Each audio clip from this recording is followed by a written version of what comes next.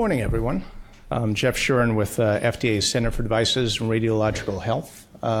Just want to start by thanking the National Academies for this series of workshops and congratulate them on the development of the decision aid. I think that will be a useful tool, a complement to some of the other things that are going on in the ecosystem today. Thought I'd use my time to give a little bit of an overview, a bit of a recap of things you may have heard, and an update on some of the work that's going on by the center and our partners. For CDRH, we've been on essentially an 8+ year journey in our use of real-world evidence. Our earliest efforts started with an informal partnership called the Medical Device Epidemiology Network, or MD-EpiNet, which includes participants from government, industry, and academia. And from 2010 to the present, MD-EpiNet partners have completed and published on over 190 studies. And their work streams have included the development of registries and what we call coordinated registry networks. We recognize many times that an individual device registry may not be fit for purpose, but when linked with other real-world data sources, another registry, electronic health records, or claims, it may be fit for purpose. And that's a coordinated registry network. A development of international registry consortia, linkages of a variety of real-world data sources, adoption of unique device identifiers into electronic health information sources, development of active surveillance methodologies, studies exploring the utility of payer claims and of electronic health records, as well as evidence synthesis through in silico modeling and more traditional approaches. And currently, we have several dozen projects that are in the pipeline, and that includes developing tools to more efficiently extract clinical data from electronic health records and putting that into the Women's Health Coordinated Registry Network, and that's using HL7 FHIR and structured data capture. We're also using the Delta system for active surveillance in the transcatheter valve therapy registry and in the intracardioverter defibrillator registry. And also by way of example, a project testing the capabilities of state-based claims and using that data in a variety of technologies that include surgical mesh and robotic surgery devices. In 2012, CDRH had put out a strategy for a national system to address many of the limitations in our use of real-world data sources and to facilitate the systematic generation of real-world evidence by a broad range of public and private sector entities. And that effort is now called the National Evaluation System for Health with a small h technology, or NEST. And they will soon be kicking off a series of demonstration projects with 11 data partners. Several of those are members of PCORnet. And the purpose here is to test drive their respective systems' capabilities for addressing important questions across the device total product lifecycle. And those partners include about 150 hospitals, over 3,000 outpatient clinics with access to curated electronic health records, registries, claims, and other real-world data sources, and that's access to over 469 million patient records. That number is a little bit inflated because we could be talking about the same patient with different kind of records that are within those partners.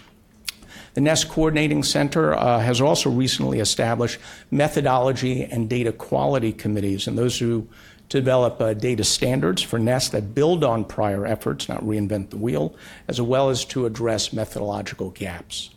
Third effort has been on the international front through the International Medical Device Regulators Forum, or IMDRF. From 2015 to 2018, we led the IMDRF Registry Working Group, and they put forward 3 principles documents, and they was focusing on infrastructure, methods, and tools to assess the usability of registries for regulatory decision-making. And we now have a study underway on devices for ruptured abdominal aortic aneurysms that's testing the IMDRF registry principles in an international consortium of vascular device registries.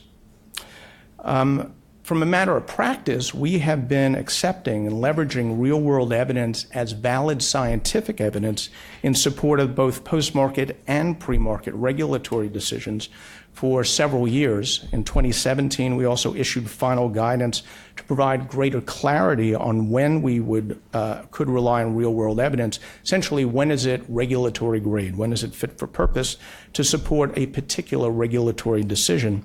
And that guidance lays out two critical considerations, namely relevance and reliability, and the relevant factors for each. Since 2015, we've identified over 50 examples in which we had relied on real-world evidence in support of both post-market and pre-market decision-making. And that includes expanded labeling indications for such technologies as cardioverter defibrillators, excimer lasers, and bioprosthetic pulmonary valves, as well as to support new device approvals such as drug-eluting stents, spinal cord stimulation systems, esophageal cooling devices, and companion diagnostics. We recently did a deeper dive on a series of case studies. One in particular is for transcatheter aortic valve replacement now, where in 2011, we were the 42nd country to approve first-generation TAVR. And at that time, the American College of Cardiology, the Society of Thoracic Surgeons, working with us, CMS, and the first device sponsor in the US, established a registry, transcatheter valve therapy registry. CMS also issued a national coverage determination under coverage with evidence development at that time. And what they said is, we'll approve the FDA approved indication if you put data in the registry. And every time FDA expands that indication, we'll automatically pay for it if data goes in the registry. So now fast forward to last year when we approved third generation TAVR for intermediate risk patients, and that was about 18 days after Europe gave a CE mark for similar technology. And when we approved mitral valve and valve indication, that's a first in the world. So a really dramatic change. And what we are now finding is we are getting data to answer questions we could not answer before, and we're getting that data more quickly and at lower cost. We did a return on investment analysis with now 3 companies on the US marketplace, and they, for 22 decisions based on 20 studies, cost about $25 million leveraging the registry. The counterfactual, if there was no registry, would have cost about $127 to $134 million. So that's a over 400% return on investment, and that's not even accounting for days saved for access to the marketplace, not to mention what's most important, which is lives saved and improved quality of life. As a result of a lot of these efforts, we're seeing an increasingly more collaborations and projects related to real-world evidence in the device ecosystem. I think recently saw reports on the Mercy Hospital Systems, which had a partnership with Medtronic, now expanding that to a partnership with Johnson & Johnson, assessing their technologies with real-world evidence. Use of real-world evidence in the device space is not a nice-to-have. It is a need-to-have. There are inherent limitations on our reliance on traditional clinical trials for products coming to market and in the post-market setting. As we well know, they are often not reflective of the true benefit-risk profile of that technology. We are not looking at the full range of patients who will use it, let alone the full range of clinicians who will use it. Of course, one of the complicating factors when we deal with a procedure is the learning curve for clinicians. We don't get that understanding unless we're assessing the technology, if you will, in the real world.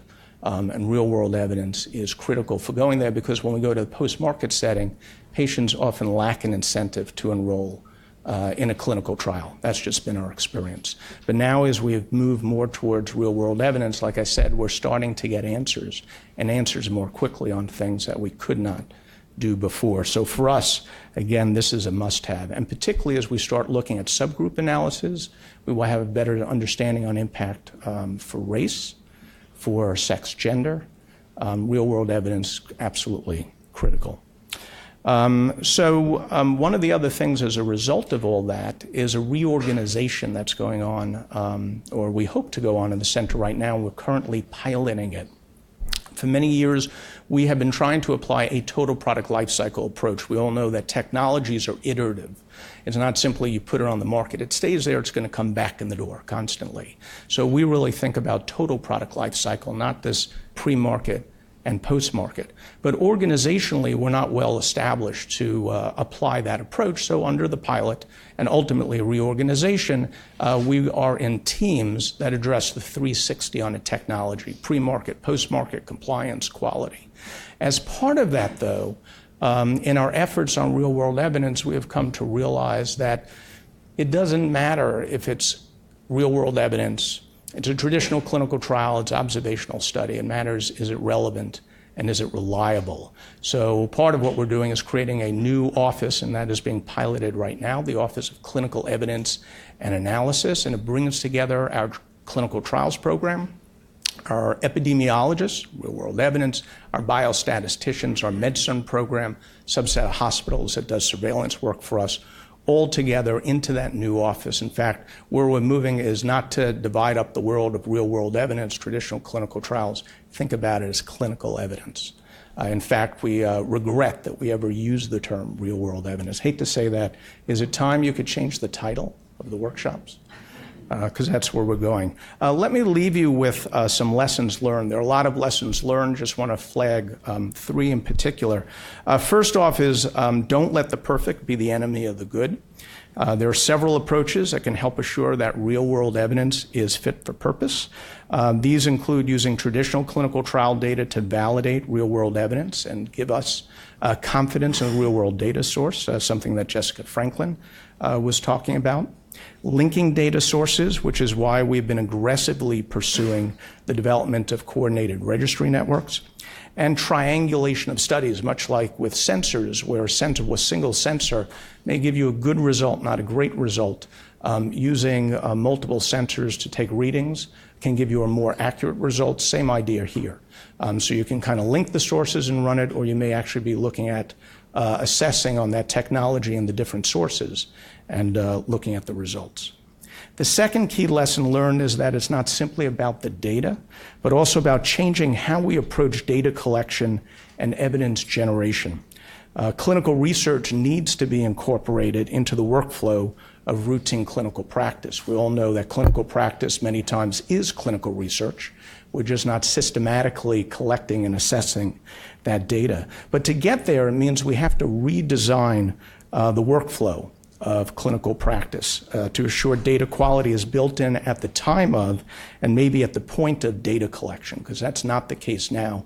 And we expend enormous resources on data cleanup and data curation as a result. And there are already some examples of institutions that are redesigning their workflow.